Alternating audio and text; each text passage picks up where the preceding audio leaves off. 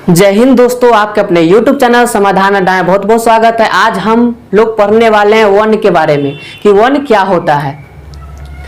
तो वन एवं वन्य प्राणी संसाधन जो हमारी दुनिया बुक से कक्षा 8 का है, इसके बारे में आज पढ़ने वाले हैं कि सदाबहार वन, पतझड़ वन, शुष्क वन, पर्वतीय एवं डेल्टाई वन क्या होता है। तो चलिए अपने बोर्ड की ओर देखते हैं और क्या क्या लिखा हुआ है सो देखते हैं। तो पहले हमको मिल गया वन कि वन क्या होता है। वन क्या होता है? तो वन उसको कहेंगे जो हमें जीवित रखने में मदद करता है। क्यों मदद करता है? तो आप खाना खाते हैं, तो खाना नहीं खाने पर आप 1 महीना 2 महीना जीवित रह सकते हैं। पानी नहीं पीजिएगा तो 2 दिन 4 दिन 5 दिन 10 दिन तक जिंदा रह सकते हैं।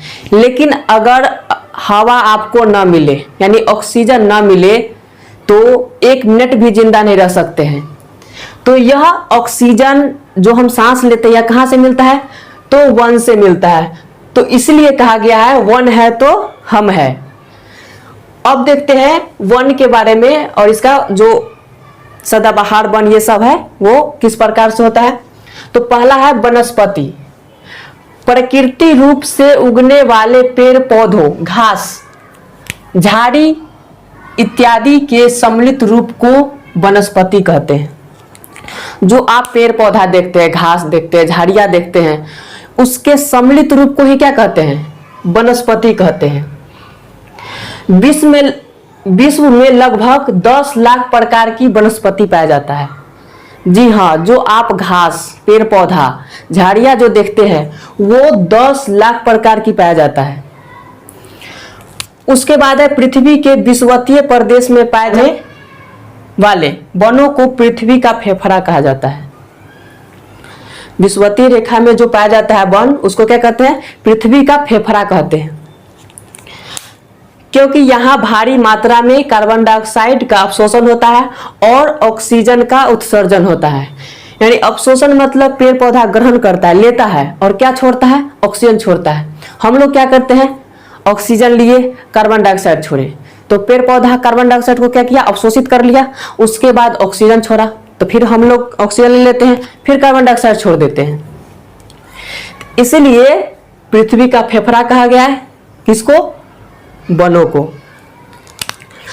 आगे देखते हैं जो वन का एक महत्वपूर्ण उपयोग है सांस लेने, यानी वन है तो हम है, उसके सिवा हिमालय के यव नामक पौधों से दवाइयां बनाई जाती है। हिमालय के यव नामक पौधों से होता से क्या बनाया जाता है? दवाइयां बनाई जाती है। और क्या चीज का दवाइयां बनाई जाती है? तो हानिकारक कैंसर का दवाई बनाया जाता है। कैंसर, यव नामक पौधा से कैंसर की दवाई बनाया जाता है जो हिमालय पर्वत से प्राप्त होता है। उसके बाद आता है सबसे इंपॉर्टेंट सदाबहार वन। सदाबहार फूल बरसाओ मेरा महबूब आया है। तो सदाबहार वन इसी से समझेंगे, सदाबहार फूल बरसाओ मेरा क्या है? महबूब आया है। तो किसी का महबूब आए तो उस पर क्या बरसाते हैं? फूल बरसाते हैं। देख के एक टोकरी से न लेकर ना उछल देते हैं, थोड़ा थोड़ा बरसाते हैं। सदा फूल बरसाओ, धीरे धीरे बरसाते हैं। तो सदाबहार वन उस वन को कहा जाता है जो धीरे धीरे पत्ता गिराए, यानी एक बार एक नहीं गिराता है, यानी अपना जरूरत के हिसाब से क्या गिराता है?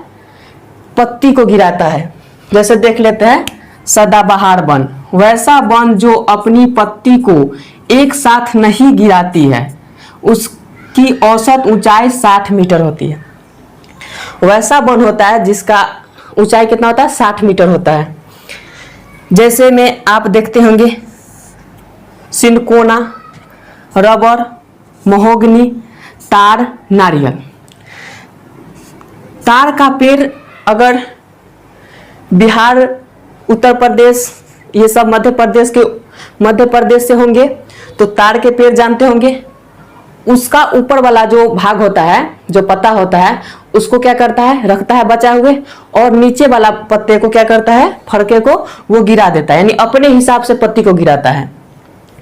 जैसे में एक अमेजन का क्या है, अमेजन जंगल है दक्षिण अमेरिका में, इन वनों को सेल्वा कहा जाता है, यानी अमेजन के जंगल में इस वन को सेल्वा कहा जाता है। कहाँ?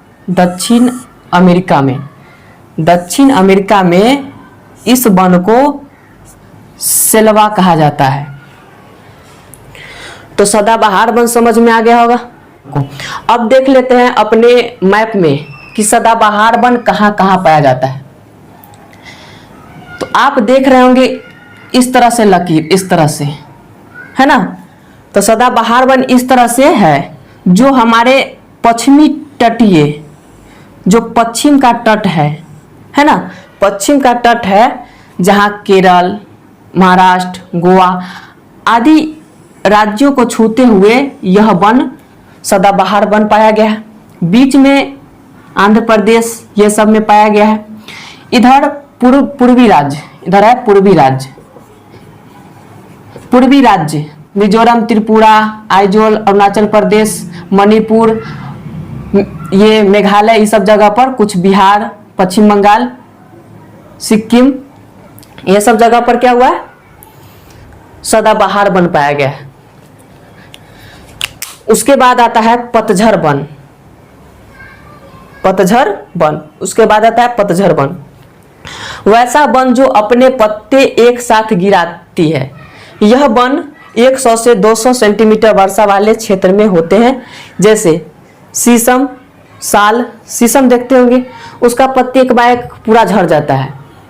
ऐसा भी मौसम आता है जिसमें उसका पत्ती पूरा झड़ जाता है, तो उसको क्या कहते हैं, पतझड़ वन, जिसमें पत्ता पूरा गिरा दे, यानी अपने पत्ते को पूरा गिरा दे और फिर से नया पत्ता हो, उसे कहते हैं पतझड़ वन। तो पतझड़ वन कहाँ पाया जाता है, इस प्रकार से देख रहे होंगे, बिहार, उत्तर प्रदेश, ओडिशा हो गया, ये सब जगहों पर पाया जाता है। उसके बाद आता है शुष्क वन, वैसा वन जहां औसत वर्षा 100 से 150 सेंटीमीटर मीटर में होता है। इसमें होता है बबूल, जामुन, जो शुष्क वन का उदाहरण है। शुष्क वन का उदाहरण है राजस्थान,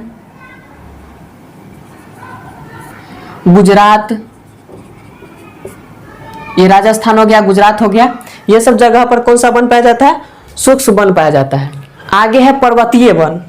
पर्वतीय वन वैसा वन जिसकी ऊंचाई 1500 से 2000 मीटर तक होता है। इसे शंकुधारी भी कहते हैं, यानी शंकुआ आकार का होता है, इस प्रकार से होता है। जैसे में देवदार, वृक्ष का नाम है देवदार, पाइन ट्री। तो पर्वतीय वन पर्वतमाला है जहां वहां पाया जाएगा, तो यहां से लेकर के पूरा पर्वतमाला है, इस तरह से। यहाँ जो पर्वतमाला है ऊपर में, जैसे लद्दाख हो गया, जम्मू हो गया, जम्मू कश्मीर, ये सब जगह पर क्या पाया जाता है, पर्वतीय वन पाया जाता है। ये सब जगह पर कौन सा वन पाया जाता है, पर्वतीय वन पाया जाता है। एगो बच गया है डेल्टाई वन। कौन सा वन बच गया, डेल्टाई वन। तो यह वन जब नदी निकलती है वहां से एक डेल्टा का निर्माण होता है। तो डेल्टा में जो वन पाया जाता है, नदी साइड से दो तरफ से रहती है, और वहां जो डेल्टा बनता है वहीं पे पाया जाता है डेल्टाई वन। तो यह 8 क्लास के लिए इतना ही जानकारी दिया गया है, जो वन के बारे में हम बता चुके हैं। अगर यह वीडियो आपको अच्छा लगा तो लाइक कमेंट जरूर करें और सब्सक्राइब कर ले इसी प्रकार के वीडियो पाने के लिए।